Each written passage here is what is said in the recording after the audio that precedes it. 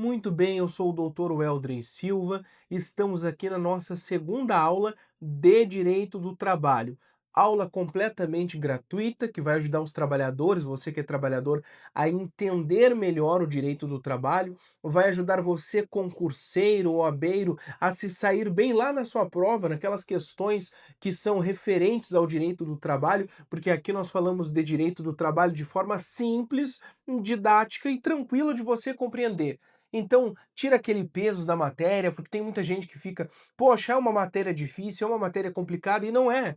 É uma matéria simples de entender, e quando você entende como ela funciona, as coisas fluem. Na última aula, nós falamos sobre os princípios do direito do trabalho, porque a base do direito do trabalho são os princípios e o princípio da proteção, que é muito importante. E hoje, nós vamos falar sobre os sujeitos do direito do trabalho. Mas antes, já se inscreve aqui no canal, deixa o seu gostei, fica comigo até o final dessa aula, porque com certeza você vai sair dessa aula com muito mais conhecimento do que você está entrando. Beleza? Combinado? Fechou? Então vamos lá, vamos à nossa aula, os sujeitos do direito do trabalho. Na primeira aula, nós falamos sobre os princípios fundamentais que orientam toda a disciplina. Hoje nós vamos entrar na estrutura da relação de trabalho. Quem são os sujeitos dessa relação? Quem é considerado empregado? Quem é o empregador? E por que essa diferença importa tanto para nós entendermos os direitos trabalhistas? Então nós temos que entender quem é o empregado e quem é o empregador. Existe lá o artigo 2 e o artigo 3 da CLT.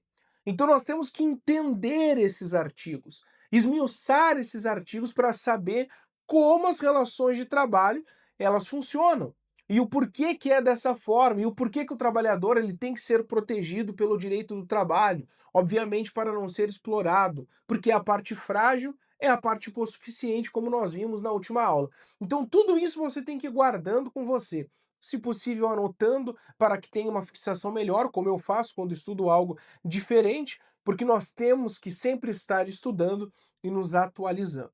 Então vamos lá. Porque é importante entender quem são os sujeitos. A aplicação do direito do trabalho depende de reconhecer a relação empregatícia. Então, se eu sou empregado, eu posso requerer algo do meu empregador. Mas se eu não sou empregado, eu não posso. Então nós temos que entender quem é o empregado, entender quem é o empregador. A aplicação do direito depende de reconhecer a relação empregatícia. Se não for relação de emprego, não se aplica a CLT, nem fundo de garantia, nem férias, nem 13º, etc. Isso se não for relação de emprego.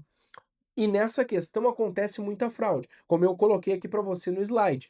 Muita fraude ocorre justamente aqui. Por quê? Porque tem o PJ, o MEI ou o estagiário regular, e nós vamos entender depois quem são cada um destes também. Mas a empresa não pode chegar para o empregado e colocar, você vai abrir um MEI, você vai trabalhar para mim de empregado. Não. Se eu sou um microempreendedor individual, eu não sou um empregado. E nós vamos entender melhor. Eu estou só espanando aqui informação, mas eu vou explicar para você cada caso, cada situação, tudo direitinho, para que você possa entender quem é o empregado, quem é o PJ, quem é o MEI, toda essa situação, tá bom? O reconhecimento do vínculo é o coração do direito do trabalho. Se existe vínculo, existe garantias. Se ele é disfarçado ou negado na questão ali do MEI, do PJ, o trabalhador perde a proteção, então definir quem é empregado e quem é empregador é mais do que teoria, é defesa da dignidade humana no trabalho. Então está defendendo a dignidade do empregado, a dignidade da pessoa humana, porque deixar um trabalhador trabalhar, sinceramente, por exemplo, um MEI, está lá ganhando um salário mínimo de R$ 1.500, ele é um microempreendedor individual, ganhando R$ 1.500 por mês, 1.518? Não é. Ele é um empregado sem direito trabalhista e ganhando um salário mínimo. Porque se ele é um microempreendedor individual, ele tem o risco do negócio. E ele tem que ter uma remuneração melhor do que o empregado. Será que não? Não é mesmo? É de se pensar nisso? Mas é o que muitas pessoas acabam não refletindo.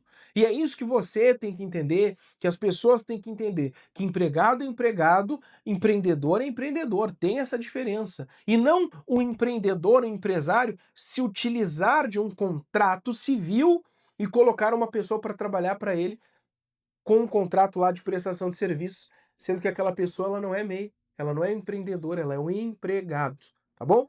Mas eu já me alonguei muito nessa questão, eu tô só falando superficialmente, mas nós vamos entrar agora para entender de fato quem são os sujeitos do direito do trabalho. Vamos lá. Empregador. Artigo 2 da CLT. Considera-se empregador a empresa individual ou coletiva que, assumindo os riscos da atividade econômica, admite, assalaria, ou seja, paga um salário e dirige a prestação pessoal do serviço, ou seja, ela dirige. Ela é responsável, existe lá uma direção. Então ela vai colocar que o empregado tem que utilizar uniforme, ela vai colocar que o horário de trabalho é das 8 às 18, com uma hora de intervalo, trabalhando 4 horas sábado, 44 semanais. Então ela vai dentro das limitações que a CLT define para proteger o empregado, ela vai dar o regramento. Ela pode dizer, não, não preciso usar uniforme. Como ela pode dizer, preciso usar uniforme. Então a empresa ela vai fazer com que as normas ou regras ali dentro das limitações, óbvio, do que a CLT prevê, ela não pode, por exemplo, pagar um salário menor do que o salário mínimo, mas pode pagar um salário maior. Então essas diretrizes são da empresa, como também o risco do negócio. A empresa não pode chegar para o empregado e falar: esse mês nós fomos mal, nós não faturamos, então o seu salário vai ser diminuído ou eu vou ter que te demitir sem pagar suas verbas rescisórias. Não pode. O risco do negócio é da empresa. A empresa não pode chegar e falar: eu não depositei o seu fundo de garantia porque a empresa está indo mal e os dias são difíceis. Não. Quando a pessoa abre a empresa, ela sabe que vai ter as questões que ela vai ter que arcar. E essas questões são dela, tanto os bônus, que são os lucros, como os ônus, que muitas vezes são os problemas. Ela não pode passar esse risco por empregado. Esse risco do negócio é justamente da empresa, tá bom? Então, olha só, os elementos. Assume os riscos da atividade. Prejuízo não pode ser passado para o trabalhador, como eu falei para você. E a direção pode regulamentar, fiscalizar e disciplinar, ou seja, ela faz dentro das suas limitações, de acordo com a lei, aquilo que ela bem entender.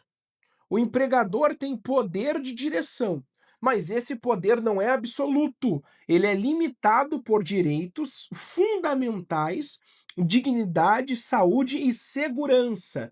O direito do trabalho existe justamente para equilibrar essa relação. Senão o empregador ele só ia impor e o trabalhador só ia aceitar. Então existe o direito do trabalho para impor. Falar justamente isso. Tem coisas que você não pode fazer empreendedor, você não pode fazer empregador. Você não pode diminuir o salário, você não pode tirar 13º, férias, você não pode assediar os trabalhadores moralmente, tratá-los mal, humilhá-los na frente das outras pessoas. Não pode. Existe essa proteção. Então, o risco do negócio da empresa, os lucros são da empresa e a direção é da empresa dentro da norma e da lei. Ela não pode fazer as coisas de acordo com o que ela bem entender. Ela deve seguir a norma e deve seguir a lei, tá bom? Esta é a empresa, este é o empregador. E quem que é o empregado, que é o outro sujeito do direito do trabalho? Vamos lá, artigo 3º da CLT. Considera-se empregado toda pessoa física, ou seja, não é jurídica. Quando se manda abrir o MEI, passa a ser jurídica. Mas se tiver essas características que nós vamos ler aqui, não é empreendedor, é empregado. Por quê? Porque tem as características de empregado. Então, quando você estiver estudando, fazendo uma prova, seja da faculdade, seja de um concurso, e tem as características lá do empregado, é empregado. Ah, mas a empresa mandou ele abrir um MEI. É empregado, e se ele for da Justiça do Trabalho, ele pode processar a empresa. Considera-se empregado toda pessoa física que prestar serviços de natureza não eventual a empregador, ou seja, a empresa, sob a dependência deste e mediante salário, ou seja, subordinação e onerosidade. Vamos lá. As 5 características do empregado. Pessoa física, não existe empregado empresa. Eu sou uma empresa, eu sou empregado, não existe. Até teve um caso curioso, uma vez no escritório, que a empresa, nós no escritório, entramos com um processo contra uma empresa, porque o trabalhador trabalhava sem vínculo. E a empresa disse: não, eu contratei o CNPJ dele, a empresa dele, para trabalhar aqui na cozinha do meu restaurante. Pode isso? Não pode. O próprio juiz falou, mas isso aqui é um absurdo. Por quê? Porque não pode. Como que uma empresa vai contratar outra empresa para ser empregada dela? Não existe isso.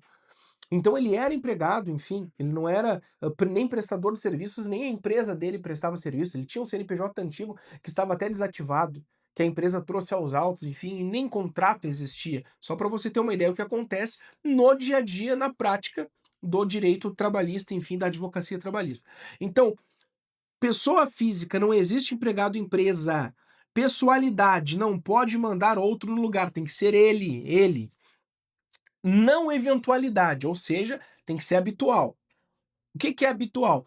Tem uma jornada de trabalho definida, ou é todos os dias, ou é 3, ou é 4 vezes na semana, ou é 5 vezes na semana, dependendo do estabelecimento que a pessoa trabalha, mas tem uma jornada definida, não é eventual, ele não vai quando ele quer, ele vai porque ele já foi definido isso dentro de um contrato de trabalho. Onerosidade, ou seja, recebe salário. Ninguém vai trabalhar de graça, né? Às vezes algumas empresas querem que o empregado trabalhe de graça, mas não, ninguém vai trabalhar de graça. E a subordinação jurídica, que é o principal poder de comando, é do empregador. Como eu falei para você. Quem define quando o empregado tira férias? O empregador. Quem define os horários de trabalho? O empregador. Quem define o salário? O empregador. Quem define quando o funcionário vai fazer o intervalo, qual horário? O empregador. Então ele tem esse poder de mando. Então essa questão e essa subordinação, pessoalidade, não eventualidade, onerosidade, são as características do empregado. Ah, mas existe um contrato lá, ou é chamado de trabalhador autônomo. Não importa do que ele é chamado, meu amigo. Importa que ele é empregado. Guardou isso?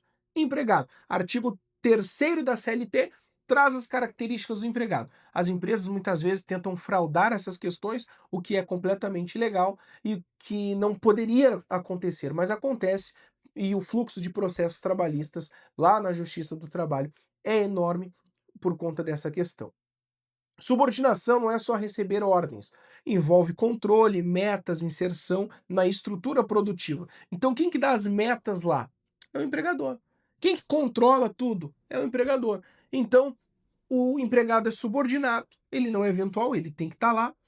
Atividade é onerosa, ele não pode mandar outra pessoa no lugar dele, é pessoal, e ele é pessoa física. Ah, mas mandaram abrir um MEI. Ah, mas mandaram abrir um PJ. Não importa. Ele tem essas características, ele é empregado. A empresa lá tem as suas características dela como empresa e o empregado tem as suas características como empregado, como está aqui bem claro.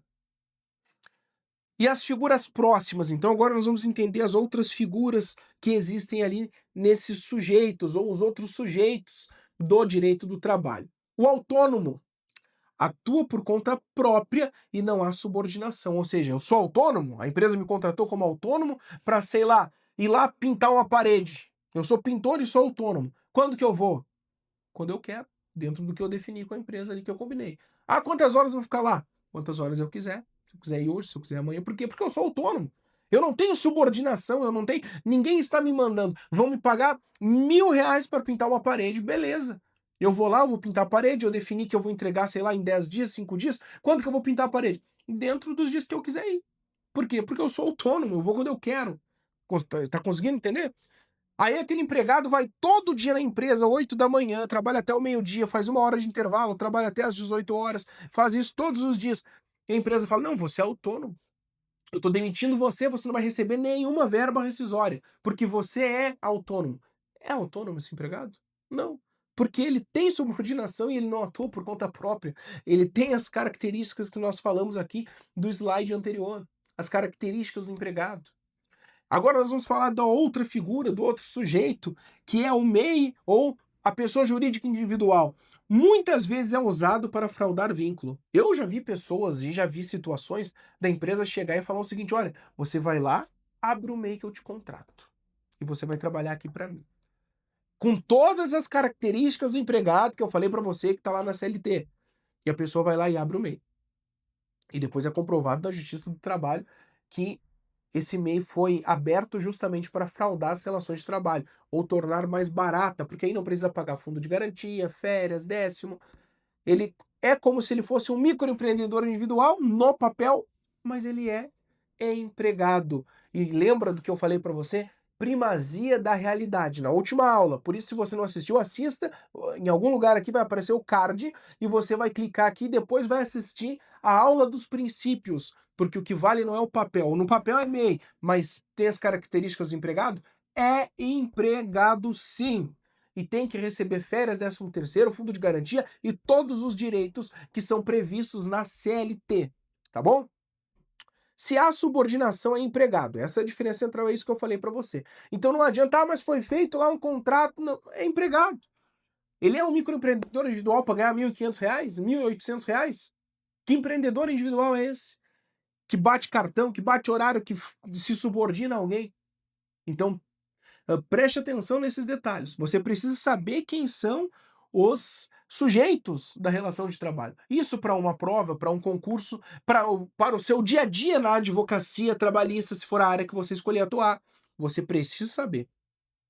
E por último, a outra figura, o outro sujeito estagiário, deve ter supervisão e finalidade pedagógica. Ou seja, o estagiário não é aquela mão de obra mais barata. Ah, eu vou pagar menos, ele vai trabalhar menos horas, eu vou pagar menos, é um contrato, enfim. Não.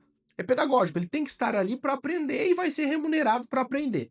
Justamente a finalidade disso é, por exemplo, contratar um estagiário para que ele aprenda as questões e depois possa exercer a profissão, por exemplo, num escritório de advocacia, se fosse o caso, vem o estagiário até o meu escritório, ele vai aprender as questões da forma que eu trabalho, que os meus sócios trabalham, para ele exercer junto conosco depois quando ele for advogado ou em outro escritório, a maneira que nós advogamos. Então o estágio, ele é com finalidade pedagógica, com finalidade de aprender. Então, ele tem que ter supervisão, ele tem que ter o link entre o estudo, a pessoa tem que estar estudando lá dentro, se for um estágio, por exemplo, de ensino superior, tem que estar dentro de uma faculdade estudando para poder trabalhar estagiando em alguma determinado escritório ou área, enfim, você entendeu o que eu quis dizer.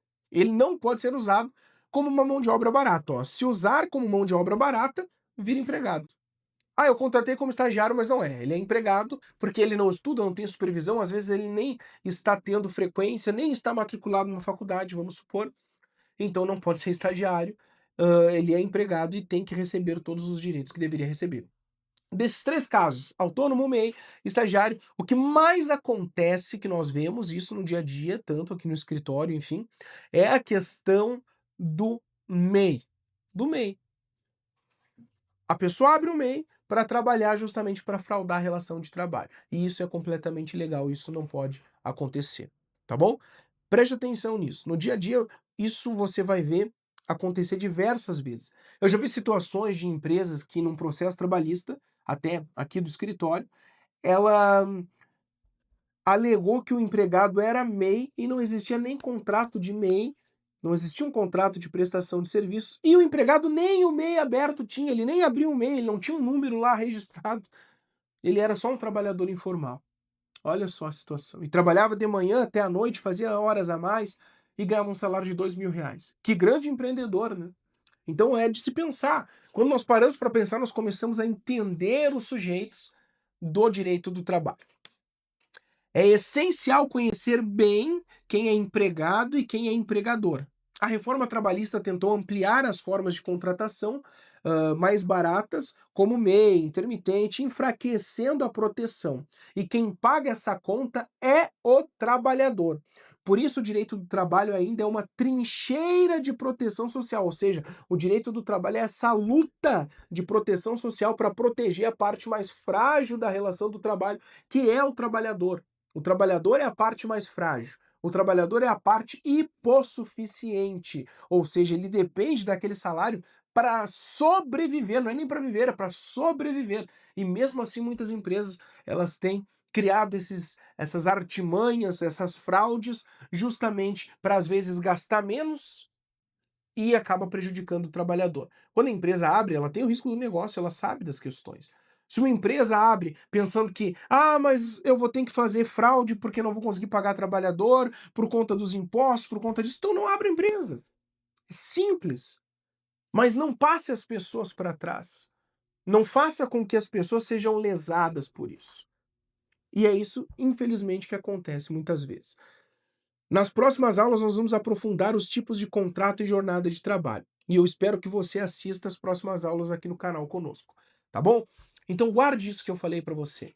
O direito do trabalho ele é muito mais que apenas uma matéria da faculdade, uma matéria que você vai ter lá 10 questões na sua prova da OAB, uma matéria que vai cair lá no seu concurso que você for fazer. Ele é algo que está presente no dia a dia da maioria das pessoas e as pessoas precisam saber, até para não serem exploradas e não serem passadas para trás. Então compartilhe essa aula com quem você sabe que precisa saber dessas questões. Precisa entender quem é o empregado, quem é o empregador. Você vê que tem gente que hoje que acha que é empreendedor porque está lá trabalhando, nesses entregas de aplicativo, trabalha 12, 16 horas como era no passado. Ah, mas ganha um bom salário. E se machuca, ganha o quê? Se machuca, ganha o quê? Caiu de moto, vai ganhar o quê? Porque não tem vínculo. Ganha o quê? Absolutamente nada. Mas a empresa está faturando milhões, milhões, milhões e milhões. E sem ter o risco do negócio. Porque se o trabalhador ficou doente e não conseguir trabalhar, ele não vai receber nada. Então, quando você entende os sujeitos, você começa a analisar situações no dia a dia e vê que está errado. Tá lá a pessoa rodando com o carro de aplicativo, enfim, estragou o carro, quem paga? É quem está ali dirigindo. Se ele se acidentou, quem está dirigindo que paga. Se ele bateu o carro, meu Deus, veio a falecer, não tem nada, não tem benefício, não tem pensão, não tem proteção.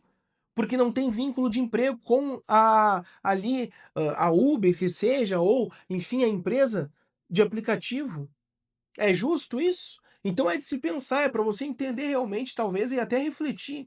Essa aula, esse final dessa aula, eu estou trazendo para você justamente essa reflexão. Você está vendo? Mas está ganhando bem, está trabalhando 12, 16 horas, está ganhando bem, entre aspas, né? Mas uma parte do que ele ganha vai lá para a plataforma. E a plataforma dá o quê para ele? Nada. Ela conecta ele com quem está querendo a corrida. Apenas isso. E o resto é dele, ou seja, o risco do negócio é dele. Não pode acontecer porque ele está sendo empregado da plataforma. Então entenda quem são os sujeitos do direito do trabalho nessa aula, tá bom? Fica comigo aqui no canal, se inscreve aqui, deixa o gostei que me ajuda muito e seguimos juntos lutando pelos direitos trabalhistas, tá bom? Espero que você tenha gostado dessa aula e na próxima aula nós vamos falar mais a respeito dos contratos de trabalho. Um forte abraço e até a próxima.